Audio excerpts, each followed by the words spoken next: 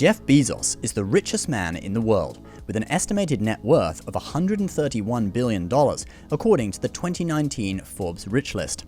He started out as a cook at McDonald's and is now the founder and CEO of Amazon, the world's largest online retailer. But how did he get to this point? This is the story of how Jeff Bezos made his billions. Jeff Bezos was born in Albuquerque, New Mexico. His original surname was Jorgensen, but his mother, who was just 17 at the time of his birth, divorced Jeff's father, Ted, and later remarried Miguel Bezos, who had moved to the US from Cuba. Miguel knew just one word of English when he arrived: hamburger. Perhaps that was inspiration for Jeff's McDonald's career. Anyway, Miguel adopted 4-year-old Jeff and his name was changed to Bezos. The Bezos family moved to Miami, where he attended high school. This was when he had the part-time job on the breakfast shift at McDonald's, and he later attended Princeton University, graduating with a bachelor's degree in electrical engineering and computer science. After graduating in 1986, Bezos' first full-time job was at Fitel, a fintech communications startup, and he quickly rose to become the head of development and director of customer service. It doesn't matter to me whether we're a pure internet play. What matters to me is do we provide the best customer service.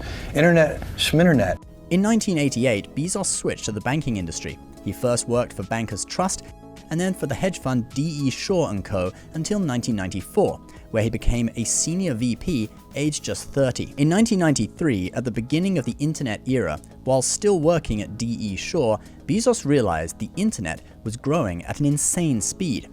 He said in a 2010 Princeton address, "I came across the fact that web usage was growing 2,300% per year.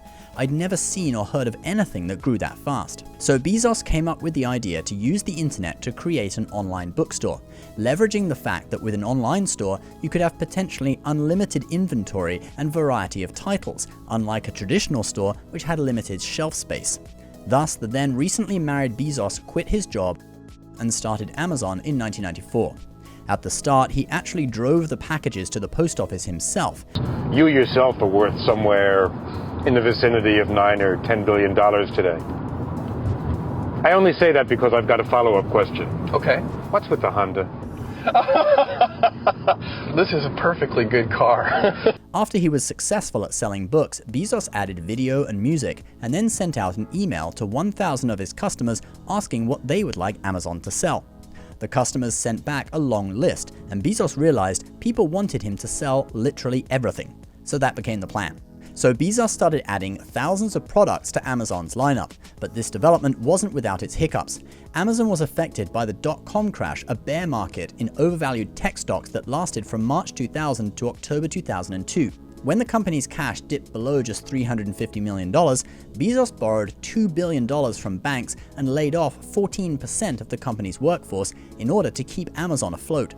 But in 2003, the company rebounded and has gone on to be one of the most successful companies in the world.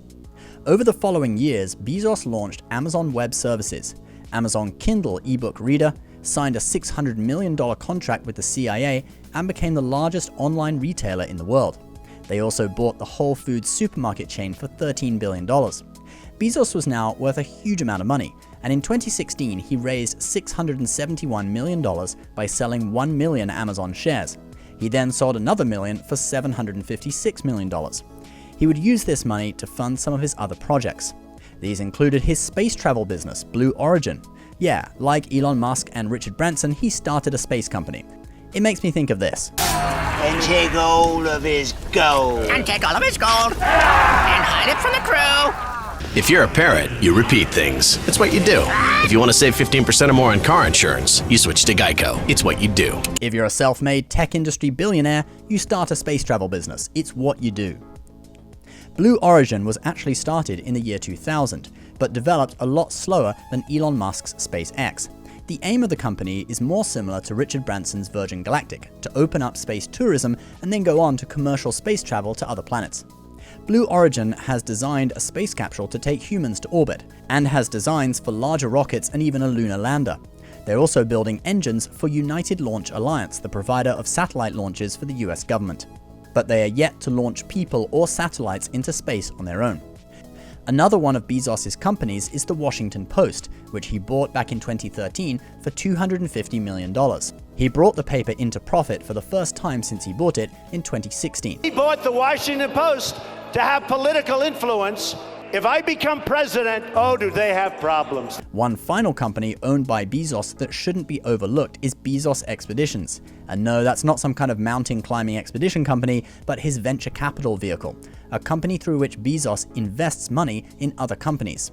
To give an example of this, he was an early investor in Google, buying $250,000 worth of stock in 1998, which was valued at $280 million when Google went public in 2004 and would be valued at over $4.4 billion today if Bezos held on to all of the stock. So that's basically the story of how Jeff Bezos made all his money. Why not subscribe to our YouTube channel for more mini documentaries on businesses and billionaires every week? We'll see you next time.